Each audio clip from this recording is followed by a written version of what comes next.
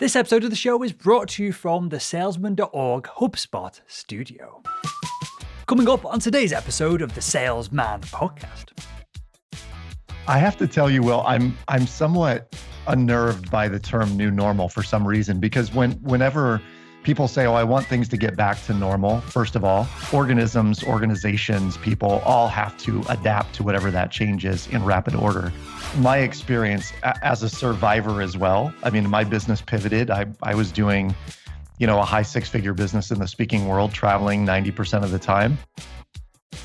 Hello, Sales Nation. My name is Will Barron. I'm the host of the Salesman Podcast, the world's most downloaded B2B sales show. On today's episode, we have the return of Adam Carroll. He's the author of the new book, Build a Better Life Manifesto. And that's exactly what we're diving into on today's episode. We're diving into what the new normal means for salespeople, business people, how to embrace change, and how to live a better life by essentially asking yourself better questions and by building better rules into your day. Everything that we talk about is available in the show notes of this episode over at salesman.org. And with that said, let's jump right into it. Adam, welcome back again to the Salesman Podcast. Will, it's a pleasure to be back with you. I had so much fun the first time. I'm honored to be asked back. I'm honored that you came back. It doesn't happen every time, so I appreciate that, Adam. All right, on today's show, we're going to get into what we're going to do air quotes here for anyone who's listening to this rather than watching it. The new normal. We're going to get into that. We're going to talk about change, perhaps some goal setting as well. But Adam, the media, it keeps saying that we're diving into the new normal. The new normal is here. Well, is the new normal the future of B2B sales? Are we now in a static period? Is there now no more change coming over the foreseeable future? Or is the new normal a little bit more complex than that? I have to tell you, Will, I'm somewhat unnerved by the term new normal for some reason, because whenever people say, oh, I want things to get back to normal, first of all, there won't be a normal that it goes back to. We'll go back to some semblance of the way things were, I believe. But the idea of a new normal is counterintuitive with what we've experienced over the last 12 months. And I had this very interesting dialogue with someone, Will, about what happened, what transpired month after month after month after month in 2020. And one of the things that we noted was that about every 60 to 75 days, there was a fairly massive change, whether it was first of all, the rug pulled out from everyone, where we said, okay, everything's closed, everyone go home, we're going to work from home. And then it was, well, now we're going to kind of do this hybrid model. That was 75 days in. And then it was, well, everyone can go back outside, but you have to wear masks and we have to do all these things. I think what we need, we being you, your listeners, society in general, what we need to be ready for is the next normal, as opposed to the new normal. And the next normal likely is coming in 60 to 75 days. We just don't know exactly what that next is going to be.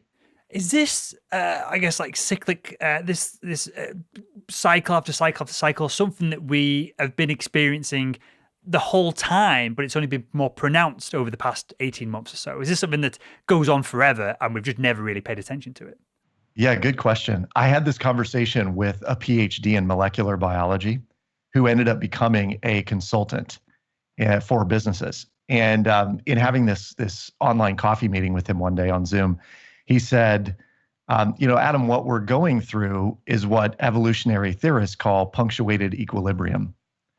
And punctuated equilibrium is where you have this long static period and then this huge spike of change where organisms, organizations, people all have to adapt to whatever that change is in rapid order. And I think what we're on the tail end of is that punctuated equilibrium. And on the other side of it is, homeostasis. Again, it's static, sure, more of a static environment. But I don't think we're out of the woods. And I think that next normal process is us sort of getting to a point where things become consistent once more. Yeah, and I guess this follows along with the financial markets, right? In that every 7 to 10 years, there's a boom bust cycle that seemingly everyone forgets about and lives the good life and is spending money they don't have, and then it comes crashing down, and everyone is reminded of it. And I'm 34, so I don't really remember the financial crash of 2008, the housing market crash bubble, whatever we want to call it. But I will remember this one. So is part of the issue here with these cycles, perhaps, Adam, that people just forget them. Like, if you're 40, 50, you probably lived through multiple of these. Are people just forgetting them? I think entirely. There was a interview that I watched with someone who was 90, and they were saying, you've lived through, and they're naming off all of these, world wars and pandemics and crises and all these things. And they said, what should everyone know? And this elderly woman said that it will pass. And it was just kind of like, oh, yeah, I guess it will. And we need to be ready for that. But I also think that this presents a very unique opportunity for people who are in the midst of the challenge. And some people are rising to it. And I think some people are paranoid, they're frantic about it. But I do think that it creates a unique opportunity for us. For sure. So I'll give you an anecdote here, and then we'll suss out how we can become more open to leveraging the opportunities there, as opposed to running and hiding or putting our head in the sand. So Salesman.org, we have a training program. I've been banging on for years that, and this is an opinion as opposed to fact, I don't really have data on this, but it's my opinion that a lot of sales training can be done via online training, videos, workshops, live sessions, communities, Q&As, as opposed to what a lot of traditional sales training 2 years ago was, which is some person coming into an organization charging $20,000 a pop, speaking for a couple of hours, hanging out, and then doing that every 6 months. Some things you can have a real impact with speaking. You can really change people's lives. You can change paradigms in an instant in a live environment, much easier than you can do through a bunch of online training videos. But for the fundamentals of sales, it's my belief that a lot of salespeople will benefit from a regimented routine and a regimented curriculum. Now, I seemingly been proven right, because we've done really well on the back of our training product. After me saying this for 6 years, global pandemic, can't go and speak, people still want sales training, and so our sales have rocketed. We've done really well over the past 12 months. But I feel like some of this is just luck. I was right place, right time, right product, right upbringing, or right interest in technology that led me to all of this. So that is an anecdote, and I feel like we should touch on here a little bit survivor bias, in that I'm telling this story, I've survived, our company's doing great, and there's plenty of sales training companies that have gone bust and failed over the past 18 months. Now, is this all down to just luck, or should those individuals have changed, have developed, had foresight, and is it capable to look forward into the future and make most of opportunities, or is it just survivor bias as to what you do in kind of when these events happen?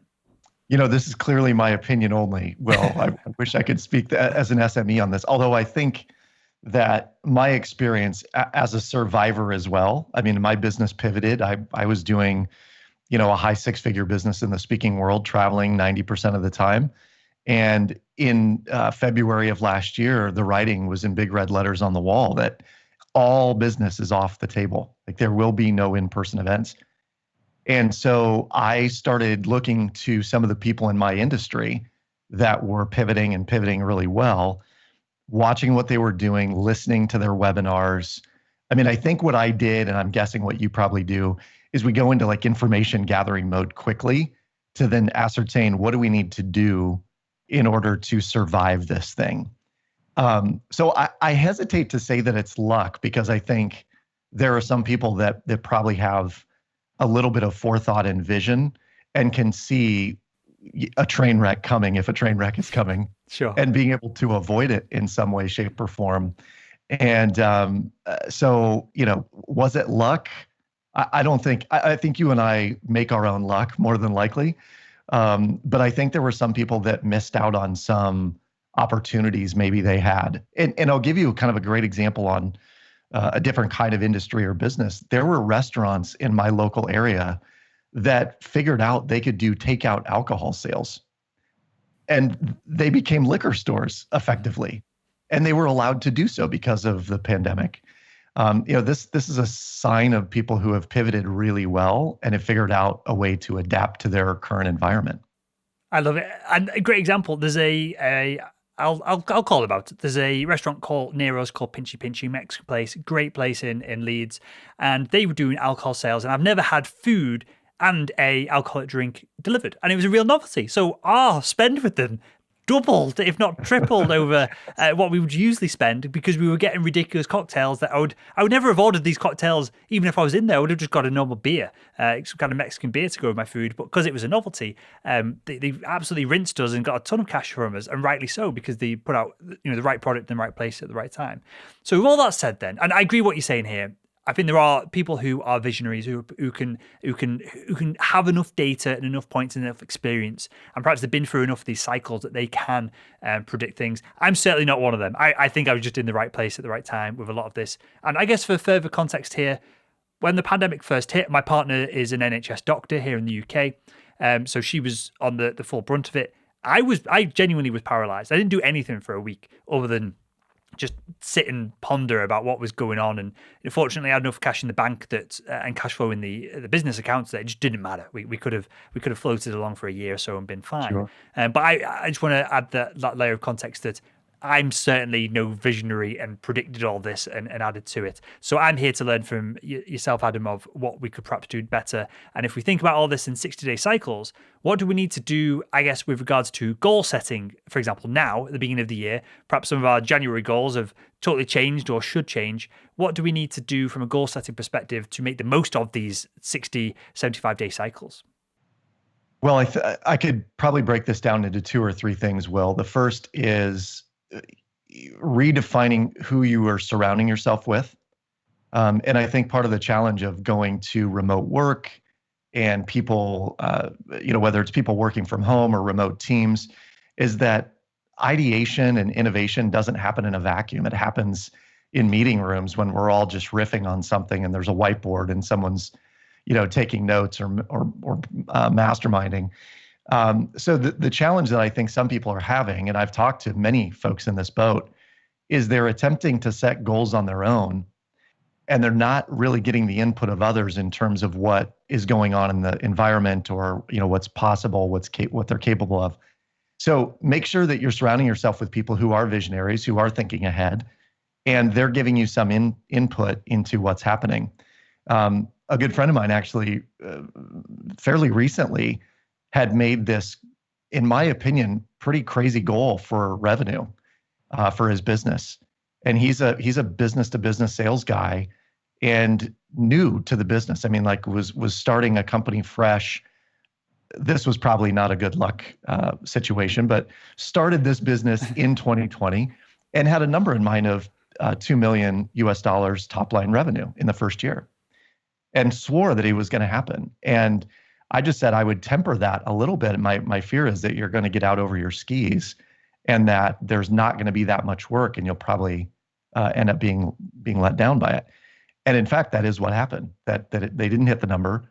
He was super let down. And I think that we are in a blip in time that will allow us to move forward and to create the businesses we want. This is just the challenging front end of it. As far as changing goals, Will, the second thing I would mention is that if you are used to setting goals for yourself as a salesperson a year in advance, or this 6-month period, this is what I'm going to do in sales, begin breaking that down into more punctuated bits of time. So what are you going to do in the next month? What are the next 2 weeks going to look like? If you want to go 8 weeks, my recommendation would be don't go out much farther than 8 weeks, but really plan ahead what that will look like. And then do everything you can to achieve those goals in that 8-week period before there are shifting goalposts again. How do we know? There is no answer to this question, but I'm going to ask you anyway. How do we know if there's multiple goalposts on the field and we're playing some weird mashup of football or soccer? Yes. How can we start to predict what goalposts are going to move and what's going to be somewhat static? What I'm getting at here, I guess a better question is, how do we distill what the fundamental laws of the game are that don't change, in that I need to drive revenue, otherwise I lose my job? Fundamental law of working in sales, right?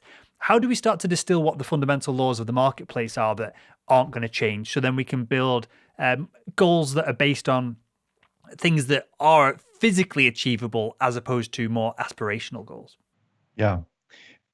I'm going to go back to a conversation that I had with someone who was a coaching client at the time, and she's working in medical and I don't believe it was device sales. I want to say she was a software provider. And essentially what she sold was a product that would allow the hospital's data set to speak to other data sets. Sure.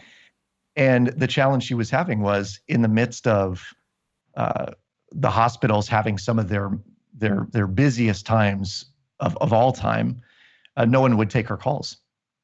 And she said, I have numbers to hit and no one's taking meetings and no one's picking up the phone and all of that. And I said, well, let's walk through what is the language you're using? What's the messaging? How are you going about it? What's important here? And I believe it was Jay Abraham, the master marketer, had this saying. And he would say, when you can articulate someone's problem better than they can, they will naturally believe you have the solution to the problem. And so we started breaking down what is the problem that A, that you're trying to solve, but B, that they're having right now. And if we can get really focused on the problems that people are having in the moment, and we modify or tweak our pitch to them, we're still solving the problem. It's just a little bit different problem in today's day and age. And so, as an example, you know, your offering is a great example of this. Wells Fargo is in my backyard. They're a massive lender in the mortgage space and international banking organization. They have 245,000 people working from home. And that presents all sorts of challenges. And so your product becomes a very natural fit to them, but we have to change the way that we pitch it by saying, hey, with everyone working from home, it doesn't change the need for people to be trained in the ability to sell your product. In fact, we probably need to be able to sell it even more. So what we don't want for the next 12 months is for all your salespeople to go cold. It would be better if we had some form of training that was being delivered to them on an ongoing basis that you could check in on as their leader. We can change the model that we sell it as, but I think what we're doing is we're answering whatever the problem is that's in front of us. This is hilarious. You literally outlined, maybe it's not the last feature that we added, but one that we added in the middle of last year. It took a ton of effort and kind of budget from our side to throw into it. That was exactly the complaint that we had about the product from sales leaders. They were like, everyone's at home. I have no idea who's working on what's going on and what's doing this. So we just added for the sales leaders and managers, when you sign up for a team account, it's just a dead simple dashboard that says this person's within the past 7 days, they've done this, this, and this. And it's just color coded. So if you've got 50 sales reps, you can look through and you see green, green, green, orange, red, and you can see who's training, who isn't training, who's done well on the assessments, who haven't done well on the assessments. Brilliant. And it was literally, I guess, I'm going to come back to the fundamental kind of rule that I've pulled out from what you're saying there, Adam. But it was, the buyers had this problem. We can solve it very simply with a software product. And then the conversation that we were having then were all about this dashboard. The managers didn't really care. Well, that's not fair to say. They were less bothered about the training itself. They wanted the dashboard because they were like, well, other people could do training. You know, there's loads of great sales training companies out there. There's some that are bigger, more prestigious than you. There are some that are cheaper than you, more expensive, whatever it is. But that dashboard for the sales leadership team was just, I don't know why this isn't ubiquitous across all training products, but seemingly it wasn't at the time. And so we've done a load of deals and contracts on the back of that one thing alone. So it seems like if we pull all this back, the universal law that we're talking about here is that if there's a problem and you can articulate the problem, people are going to speak to you. Is it as simple as that? Indeed, it is. And you know, again, to further accentuate that point, one of the problems that salespeople have right now is, well, no one's in their offices or no one's going to coffee. So how do I get around that? And a good friend of mine who was in the business of speaking, and he said, I'm literally just reaching out and saying, will you spend 10 minutes with me on a Zoom chat? I just want to catch up. 10 minutes, I'll set a timer. When it's done, we'll jump off. But what he was doing was getting back to what he knew. He was a guy who would go out and glad hand and do coffees and lunches and, you know, wine them and dine them. And he said, I can't do that in person, but I can do that on Zoom. And so I'm going to make that happen. And he was very successful in that approach. Just asking for 10 minutes, he'd set up a Calendly link and people would assign their time. And he was just bouncing from one to the other day after day and having these really great conversations with people. So once again, we have problems but they're really just challenges and opportunities, and we have to look at them as such. So I feel like we've got two fundamental laws here. One, the world changes whether you like it to or not. The marketplace gets to decide what it wants, what it doesn't want. You don't get to decide that. If you've developed a product that worked pre-pandemic, it's tough luck if it doesn't work this time around. So that's one. The market, I guess, has the final say. Two, if there's a problem and you can articulate the problem, most people, most of the time, if they've got the problem, will at least get on the phone with you or a Zoom call so you can start that communications process.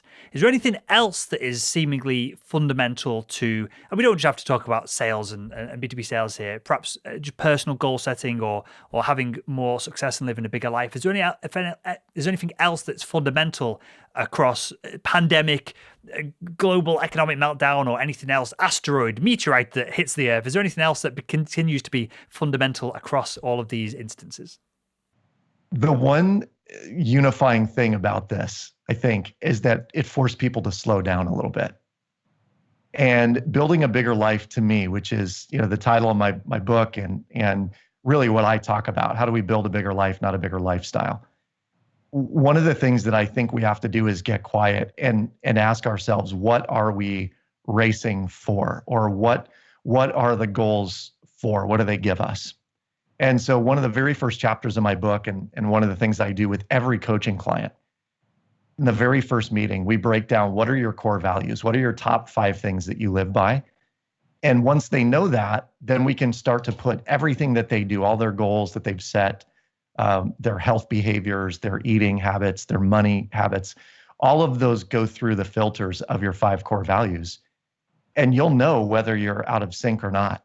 And I truly maintain, Will, that in the midst of all of this, people had this sort of nagging feeling that something wasn't right. And they couldn't really put a finger on what it was. They just knew that something wasn't right. And I did too. Long about April or May of 2020, I was just feeling just blah, and I couldn't get past the blah. And I realized when I went back and looked at my values list, my 5 core values are family, freedom, love, growth, and connection. Well, I didn't have freedom because I couldn't leave the house. That was a big, what I considered kind of a limiting factor for me and my happiness. And I didn't have connection because I wasn't out having coffee appointments with people, face to face, shaking hands, hugging, all those kinds of things. And so I had to really hone in on what I could do differently to make sure those things were satisfied. So, as we talk about goal setting and the next normal, be somewhat patient with yourself and be willing to adjust what you're doing and what your expectations are, knowing that this too shall pass. Because this is a brief moment in time when you look at the grand timeline. I truly believe, come 2022 and beyond, we'll have this upward trajectory again. Everything's going to be open. It will change the way business is done. I think that commercial real estate is going to take a hit, and we'll figure out how to work within that. Those will become co-working spaces, or they'll become coffee shops, or whatever it may be. People will adapt. But I think we've got to have some grace for ourselves about what we're going through and get back to getting really intentional about what is most important and how can we set our goals and live in alignment with those. I love this. So for clarity for the audience, I've not read Adam's new book because I'm an idiot and I missed it, but I will be genuinely, I'll be ordering it after this because I've read your other books and I appreciate them. So with that said, I've done a similar exercise in one of Tony Robbins' books. I think it was Awakening the Giant Within.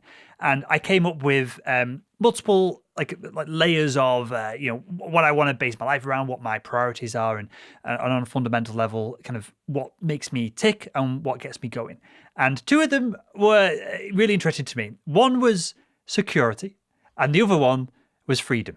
Now, they don't really combine very well, because if you want freedom, you live in a camper van and you're rocking and rolling, and you're probably doing this podcast from a camper van and just self-sustaining, never need to think about cash. But I also like the security of having my mortgage paid off, having, we touched on before we click record, we're buying another property right now, having that mortgage paid off as soon as possible, and all the financial steps of things. And we've just got a new puppy. He's like 13 weeks old now. So looking after him and being able to go back and forth. So there's an element of freedom to that. But how do I deal with all of this, Adam, when I want seemingly juxtaposed things? I want both freedom and I want that security. do I need to choose, or is it possible to compromise on these traits that we want to live our lives by? Yeah, great question, Will. I think that the way that I would answer that, and is answered in the book, is you must first define what the rules are around that value. So how do you know you are secure? If security is important, what is security, or what does it mean to you? And that may be paid off home, money in the bank, those kinds of things. And candidly, you and I are probably wired similarly in that way. I love the security of knowing that I'm in control of my income and I can go out and make however much I want to make. There is security in knowing that there is not one person that's in control of how much I make. I have multiple clients, and if one of them fired me, I would say, okay, well, I'll go replace them with one or two more. On the freedom side, that one for me and for you, I think maybe defined a little bit differently. I would want to know, how do you know that you're experiencing freedom? What needs to happen in your life in order to have that? And if you can answer those things, then that yes, you have that, then freedom is yours. I maintain, part of mine is I want to go where I want, when I want, with whom I want, anytime I want. That was limited. That was my rule, if you will, around that value. But it was limited when the coffee shops are closed and I can't get on an airplane and go somewhere, and all those things. So I had to redefine freedom. For me was, well, I have the ability to walk around my neighborhood with my kids. We can drive to a state park and enjoy the outdoors and be in nature. That's freedom. But definitely my value rule had to change. The value stayed the same, but the rule had to change, if that makes sense. That makes total sense. And I've never done that exercise before of actually defining what I mean by some of this. That's something that when the book arrives, it'll be here tomorrow morning. I'll perhaps go through and I'll report back on the show, or in the show notes of this episode as well.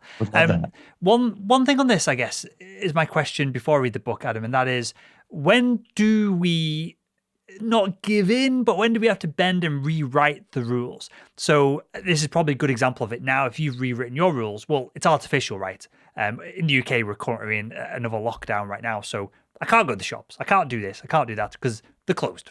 Physically is not possible to do it. So how much do we push and fight to reach the rules that we want to reach to? And then at what point do we have to go, okay, this is not possible, or this is too big of a reach, or this rule is too broad, we have to rewrite it? When do we make these changes? You'll notice in the book, chapter 2 is that you are the architect of your own life. And so that question of when do I have to bend or shape or change based on my current circumstances is entirely up to you, and you get to decide that. So if someone says, maybe entrepreneurship is what I want to go do, but right now that's not the right thing for me because of the current environment, I really need to stay in this job, then they're architecting their life based on, but I will do this down the road. So what do I need to do now in order to have the future freedom of being an entrepreneur, as an example? I really maintain that once you put your mind to something and you have decided that it's going to happen, and you have belief that it's going to happen, and you take action toward it happening, it can't not happen. And I may be crazy in thinking this, but I have proof to back me up, Will. I had this idea that I wanted to do a TED Talk. And once I got it in my mind, there was no stopping that train from entering the station, right? Like I took all the action steps necessary. I had positive belief and expectation, and a TED Talk came. In fact, I did 2 of them, and one of them went viral. At the same time, I was building a documentary on student loan debt. And I knew deep down that we were going to crowdfund it. We were going to raise money online through our supporters. We were going to produce a quality film. And in my mind, I knew that we were going to sell it to a network. And lo and behold, we raised $67,000 in 45 days through crowdfunding. We produced a really amazing documentary, and we sold it to CNBC. And once I had it in my mind that was going to happen, that was just it. Again, I may be wired differently than most. I think some of this is law of attraction stuff, but I think some of it also goes back to Think and Grow Rich, and that whole idea that when you have definiteness of purpose, no matter what is happening in the environment, you can go out and achieve what you want to achieve. You may have to go about it in a different way, but it's still out there and possible for you. And so to your listeners, what I would say is, what are you definite about? What are you 100% clear on that you are definitely going after? And if you're going after that, then in my world, it's coming to you. It's racing towards you, in fact. So the answer to this, because we covered this on the show before, so the answer to this question is it doesn't matter as long as you get the results right. But out of interest, do you believe literally the law of attraction of you think about something, quantum stuff happens, and then you get a result? Or is it possible, this is how I believe things, that when you ponder on something, your subconscious is then working on it behind the scenes. You have what your reticular activating system, which is looking for patterns and opportunities, and your focus shifts to these, and you become perhaps more optimistic, or you see opportunities that were there in front of you the whole time. And so that's how you reach your goal. Are you very literal in the law of attraction, or are you less literal and perhaps more, I don't use the word pragmatic, because again, it doesn't matter even as long as it works, but are you more, not scientific, but you understand what I'm saying here with the question? Yes, I'm trying not to offend you or offend the audience as I say. Not at all. I think the answer is like, am I more woo-woo or am I more brain science oriented? Maybe, yeah. My background, I had a history in hypnotherapy. I got certified as a hypnotherapist early on in my career. And I did it only because someone said, when you figure out how to truly access your subconscious mind, things become really possible in your life that once were not. And so I tend to probably be more of the latter, I think, is what you said, not the woo-woo, just dream about it and have a vision board and it automatically shows up in your life. It's more like, I believe that if the want is great enough and you're asking yourself, part of the Build a Bigger Life Manifesto is ask yourself bigger questions. And so as an example, some of the folks out there listening might say, oh yeah, it'd be great to have a house paid off, to have no mortgage. And we've paid our house off twice in the last 7 years. And that's not a flex. That's just, it's possible. And it's possible when you start asking yourself a question, not how can I pay off my house, but how could I pay off my house in the next 18 months? Because your brain starts working on that answer much more powerfully than how could I pay off my house? Well, there's a lot of answers. Make an extra payment, send $100 extra a month or whatever it may be. But when you start asking, how could I pay my house off in 18 months or before the end of the year? Your brain goes into overtime looking for ways to do this. And so right now, as an example, I have it in me, and there's a definiteness of purpose that I'm going to get a book deal with a traditional publisher that is based on this TED Talk that went viral that's out on YouTube. And it's all about me playing a game of Monopoly with kids with real cash. So we played a $10,000 game of Monopoly. And in the midst of asking myself, how would I get a book deal? What would I need? How would I find an agent? How would I find the publisher? How would I get a high six-figure advance for this when they're not handing those out to just anyone? And lo and behold, what happens is, as you mentioned, the reticular activating system, I start pinpointing all of these people that I know that are authors, folks that I see just got a book deal, and I ask them how much they got, and they're telling me and what the secret was to get more. And so I think having definiteness of purpose and leveraging the law of attraction and saying, this is what I want, and now I'm going to ask a lot of really great questions around how to get it, the answers just come. I love that. And I appreciate the openness of your answer. I think it is massively underrated, just the importance of having clarity in what you want. There's probably some quote or motivational post that could go across the screen as I say this, of if you don't know where you're going, you're never going to get there.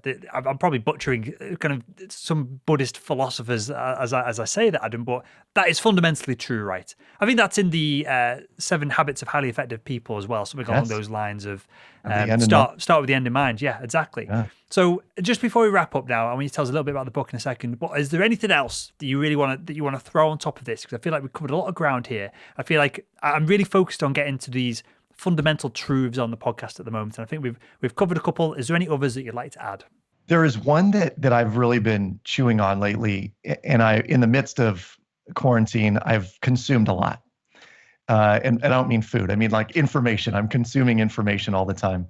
I'm reading a lot of books. I'm trying to use this time to really soup up my mind in order to be able to go out and be the kind of person I want to be once everything opens up.